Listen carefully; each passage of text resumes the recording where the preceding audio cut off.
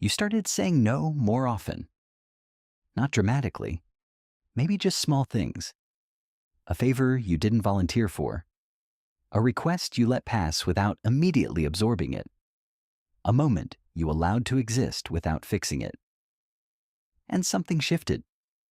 People seemed slightly off. Conversations felt different. Someone went quiet in a way they hadn't before. And almost immediately, the thought appeared. Am I becoming selfish? That question is worth sitting with. Not because the answer is obvious, but because of precisely when it arrives. It tends to show up exactly when something old is beginning to loosen. For a long time, something was running quietly in the background. Not loudly. Not in a way that announced itself. Your nervous system was scanning, constantly, for shifts in tone, for changes in expression, for the early signal that someone nearby might be uncomfortable. And before anything could escalate, before tension had a chance to form, you adjusted. You softened your answer, and you took on the extra task. You reassured someone who hadn't even asked to be reassured yet. The internal monologue underneath this sounded familiar. Maybe I should just do it. It's easier if I handle it. I don't want them to feel bad because of me. These aren't generous thoughts exactly. They are preventative ones. The mind isn't thinking about the other person's joy. It is quietly calculating the fastest route away from discomfort. And the answer it keeps arriving at is the same. I can be the one who adjusts. I can absorb this. I can disappear slightly so the room stays comfortable.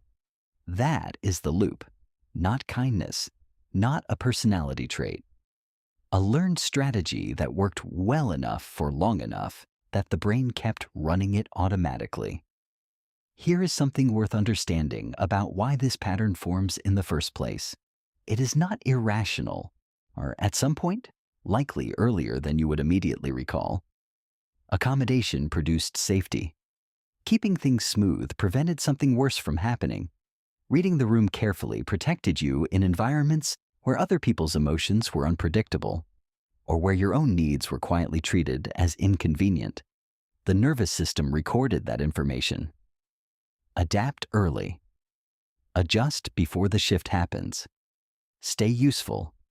Stay needed. And so the system continued running, and even into relationships where the original conditions no longer existed. Even in rooms that were genuinely safe. Because the nervous system doesn't automatically distinguish between the environment where the pattern was necessary and the environment where it no longer is. It simply continues what once protected. The loop itself follows a specific sequence. Something shifts in the social environment. It doesn't have to be dramatic. A pause, a change in energy, a look that lasts slightly too long. The mind registers it as a potential problem. Responsibility is assigned internally, without anyone asking, without any formal agreement. Self-adjustment happens almost instantly. Harmony is briefly restored, and your actual preference, your actual experience, your actual need disappears. Over enough repetitions, something begins to feel true that nobody ever said out loud. My role is to stabilize everyone, not because someone assigned you that role, but because the loop reinforced it so consistently that it started to feel like identity. The pattern became the self. Now something is beginning to interrupt it, and when it does, certain things start happening that are easy to misread. The first one appears almost immediately after you hold a boundary. You say no, or you don't volunteer, or you let the moment pass without absorbing it. And then, sometimes within minutes, sometimes hours later, a wave of anxiety arrives. You replay the interaction. You rehearse whether you handled it correctly. You feel a low-grade dread that you've damaged something important. This is what recovering from people-pleasing actually feels like in the body. Not relief. Not freedom.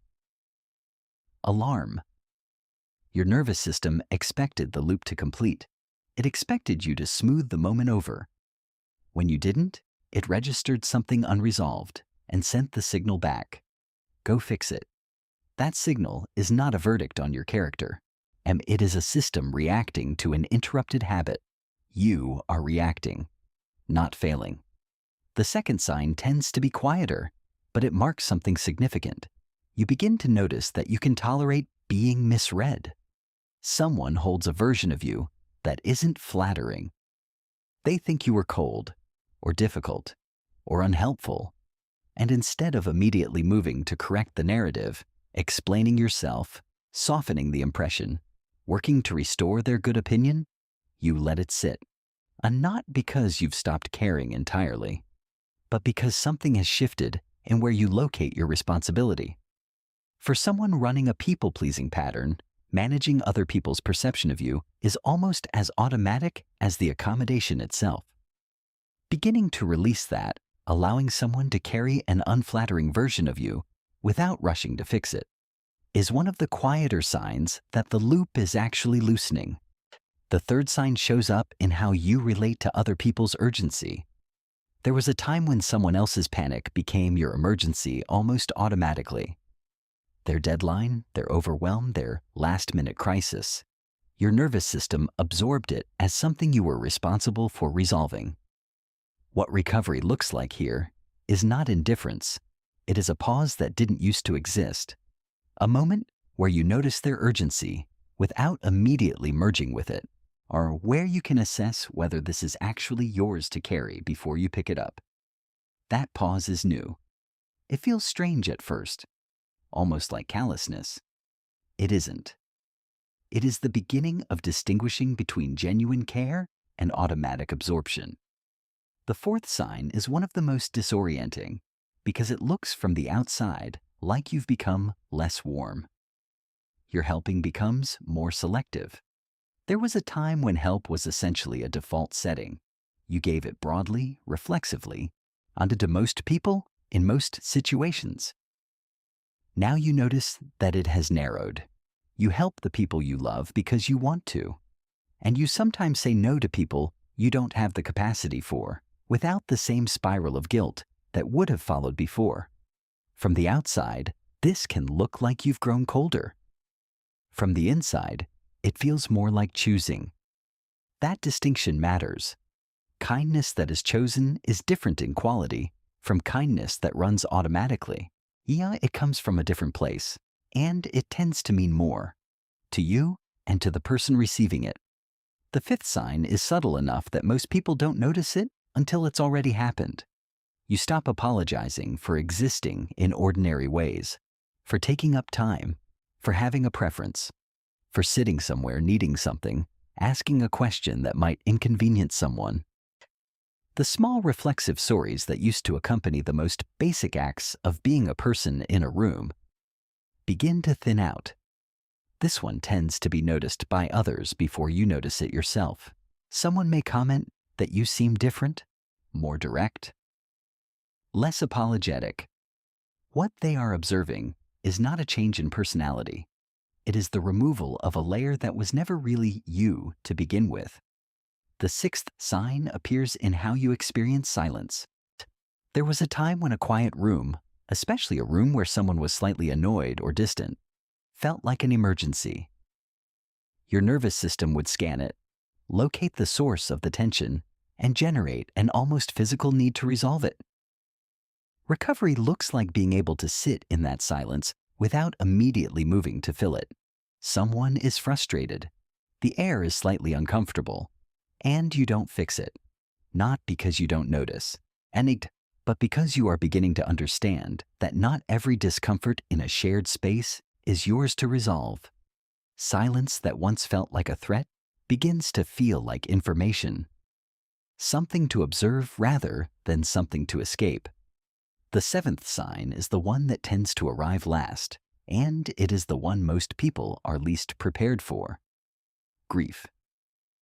Not for anything that was taken from you, but for the version of yourself that was easier to be around. The one who never said no, who absorbed everything, who kept the peace without anyone having to ask. That version of you was exhausted. You know that now.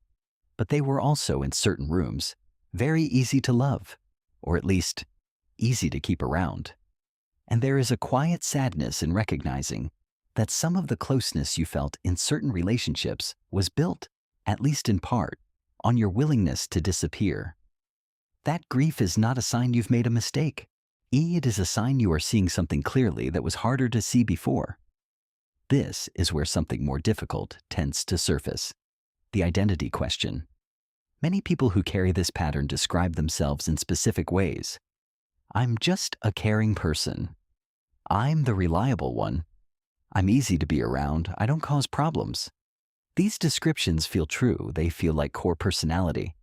But consider the timeline. Did those qualities precede the pattern, or did they form around it? For many people, the identity of being caring, reliable, easy to be around crystallized after years of adaptive behavior, not as authentic self-expression, but as a story that made sense of a protective strategy. I'm not constantly accommodating because some part of me is afraid of what happens if I stop. I'm doing it because this is simply who I am. The identity became the cover story for the defense, and something follows from that which is worth sitting with carefully. What feels like becoming selfish may actually be your personality becoming visible. After the protection begins to soften, when you stop performing kindness as a way to stay safe, you get to see what your actual kindness looks like. It tends to be smaller, quieter, more honest. Offered because you chose it, not because the alternative felt dangerous. Protection can look like personality. That is not a flaw. That is how adaptation works. Humans develop social defenses early. Some people learn to withdraw, to become smaller, take up less space, make themselves easy to overlook. Some learn to overperform, to achieve enough that their presence feels justified. Some become invisible in rooms, present, but carefully undemanding. And some learn to manage the emotional temperature of everyone around them, to read people carefully and adjust before friction can begin. None of these are failures of character. They are adaptations, shaped by environments that required a specific kind of response. The question, if there is one worth asking, is not whether the adaptation was wrong. It is simply, does this pattern still reflect what you actually are? Or is it still running to protect something that no longer needs protecting? There is no urgency in that question. It doesn't require an immediate answer. Awareness is not the same as obligation. When the pattern loosens, relationships shift. Some people will seem confused. Some may create distance. Some may express frustration without fully understanding why.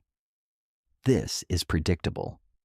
The invisible system of emotional self-erasure that made their lives easier has slowed. The automatic adjustment that absorbed tension before it could settle, that ran quietly for years without anyone acknowledging it, has paused. And what feels like relational damage in those moments may actually be something simpler. Weight being redistributed. You are no longer carrying what was never formally assigned to you. That redistribution is uncomfortable for people who had grown accustomed to not carrying it. That discomfort is not proof you've done something wrong. You're not losing your kindness. What is loosening is the pressure to perform it constantly in advance as the price of staying in the room. There is a difference between choosing to care for someone and disappearing into that care so completely that your presence in the relationship becomes secondary to your usefulness within it. The pattern protected something real. It served a genuine purpose. And as it softens, as the loop slows, as the automatic adjustment pauses, that is not collapse. It is what remains when protection stops running in place of presence. You are not becoming selfish. You are becoming visible. And those are not the same thing.